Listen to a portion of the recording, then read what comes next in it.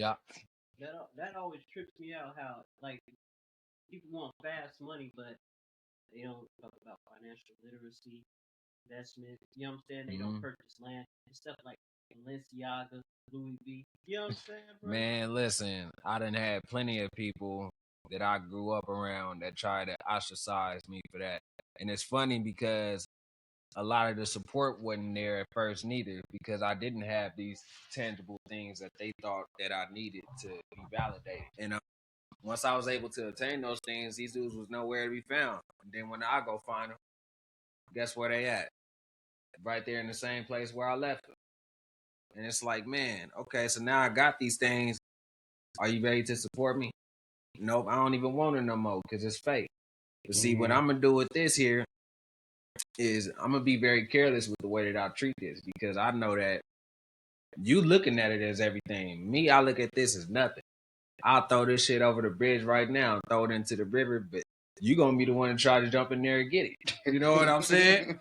Because it means everything to you. You know, once you put that Balenciaga on, like, you sporting it everywhere, every time you on social media, you know, you seeing what it on, because this is what validates him. You know, that doesn't validate me. Longevity validates me. You feel me? Making sure that I could have a bank account that I could still dig into and go purchase a home from is still available to me in 10, 20 years. Not looking in my closet and make sure I can still put on this vintage Gucci piece. For what? They literally just exposed what, when TikTok had went down. I think that was last year or the year before that. I think it was the year before. Yeah. And then when they brought it back online, a lot of the people that was down there in China had came out and exposed the whole fashion industry, and they was literally telling us, y'all need to stop purchasing all these materials from these brands out there because they playing y'all. We're literally making everything for them out here for $2 to $3. Yeah. You know what I'm saying? Slapping their label on it. Yeah. Yeah. So now people are directly shopping with them and cutting the middleman out. You know what I'm saying? Because we all see that it's literally just a play on a money grab. You know, and for you to really want to have any kind of real influence in the future, that's from this point going forward, I think the more you focus on teaching people the real importance of what you're supposed to be doing with your money and investing in, that's where the real respect is going to come in. Because I feel like, you know, with the Epstein files coming out and all this other stuff going on in the industry, it's exposing way too much false realities that they've been trying to live and portray to us for the longest time. And a lot of people are starting to say, you know what, we're done with it. You know, so now we need these people that are actually more focused on building things and supporting things that people really create. You know, that's in our environments. We want to support that. You know, because Gucci not gonna put no money back into y'all communities. But the creator around the corner, the little kid around the corner that's making pieces that's way better than Gucci. Right. You know, you support him, he's definitely gonna be coming back over here doing more things. He can teach the kids how to do this and that. Like, it's just more benefits to that than it is with just making sure we keep feeding this corporate greed. But it also goes back into, like, at the very core, our very first podcast, where all that goes into validation. Mm-hmm. You know what I mean? That's strictly what it's about. I think a lot of validation is at the core of a lot of the shit, because the validation is sold to you. It's a crazy fanatical thing, because validation could be monetized. Right. You know what I mean? It's a product. Mm-hmm. You know what I mean? That, especially when you come to the Black community. Okay, so say if I go ahead and I'm a big box, you know, one of the big brands, and I want to go ahead and make sure that we're considering a new brand identity, and I want to get it out to the masses. Well, I know one of the first things I can do is go ahead and take that to the Black community. Right. Because they're going to go ahead and take that and throw a twist to that aspect and make it go viral. Right. You know, because that's what we do. We're very good at that. And, you know, they know that validation sells, because as the audience watches, it doesn't matter who it is. When we got some of our youth that's on there, they're doing something. You could have somebody that's from Asian descent, white, Right. Latino. It doesn't matter. When they see certain things, it gravitates to a trend. Oh, for sure. Everybody, so it becomes something that we do. Automatically, we move with fluidity. Right. So people jump on that wave. You know what I mean? It's like water. No matter how destructive it is. No matter how destructive or constructive, but most of the time the validity is used in a destructive manner. But exactly. That it's just like anything. Negative news spreads faster than positive. Right.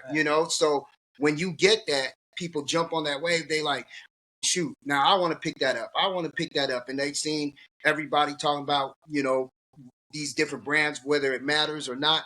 In the background, the brand is just like, yeah. They're programmed, they're getting paid. It's a two-way win. Yeah. They're like, we've collected and conditioned a new audience for programming. Bam, we won there. We're making money off of it. This is monetary gain. Bam, we won there. You know what I mean? What else can we squeeze out of these lemons? You know what I mean? So would it be wrong if you said we're still slaves then? Because it for sure, like we're mentally enslaved. Well, Kanye tried to tell everybody. He said, "I know we the new slaves." To a point. Yeah. To a point, yeah, for sure. Because he can only say so much. To a point. Okay, I'll say this.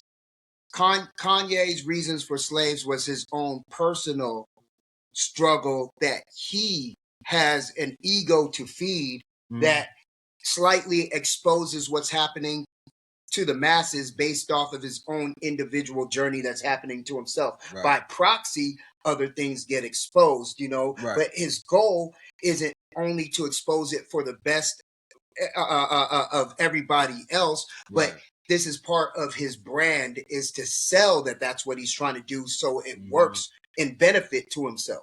Right. You know what I mean? But at the end of the day, what he's saying, of course, I mean, shit, every brand that you wear on you, you know what I mean? And plus, this is the homies brand right here. You know what I mean? But every brand that you wear on you is part of what you do to cattle, to cattle. You brand your cattle. You want to make sure that they are owned, and you know what I mean? And so whenever we have to look at it like, what is this validation for? Who do we feel we owe validation to? Because when you owe, you are actually owned. Right. You know what I mean? Anybody that you owe owns you for. So if I go to the bank, or say I get a record deal, you know what I mean, and they give me, you know what I mean, a $500,000 advance, they own my all my shit, because I owe them.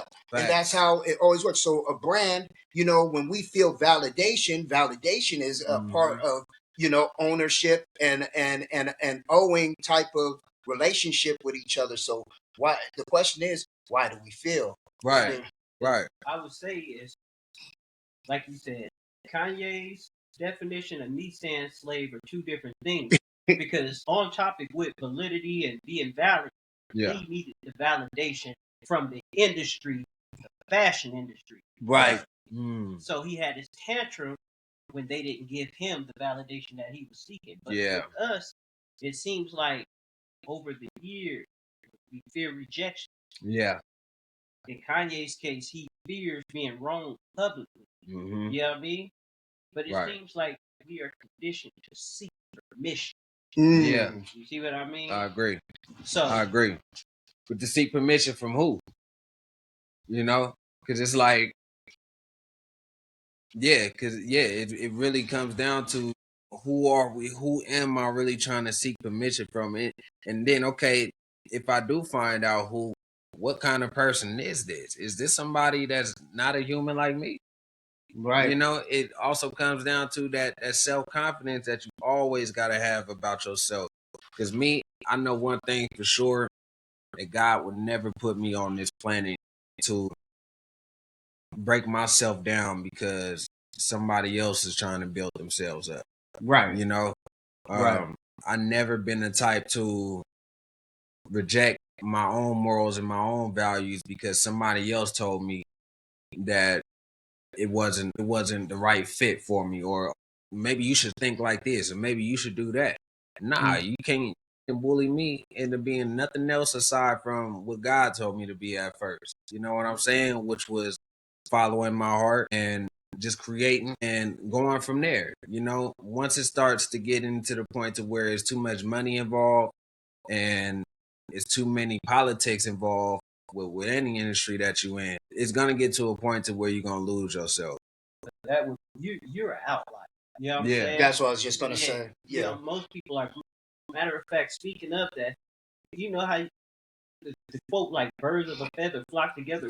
What was that you were telling me about, like with the negativity and people who complain a lot? What was that? It was something about the neurons that wire together, fire together, or something like that. Right. And yeah, and I'm glad that you said that because that study that I was looking at earlier, I want to read it. I want to read it off to y'all. Yeah, go ahead. And it pretty much was talking about how chronic complaining could repeatedly activate a certain brain network that's involved in stress and threat detection. It'll reinforce your patterns of fear and negativity, right?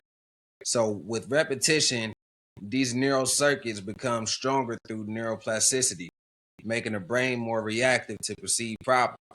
Right. Over time, this heightened sensitivity can increase baseline stress levels and emotional volatility.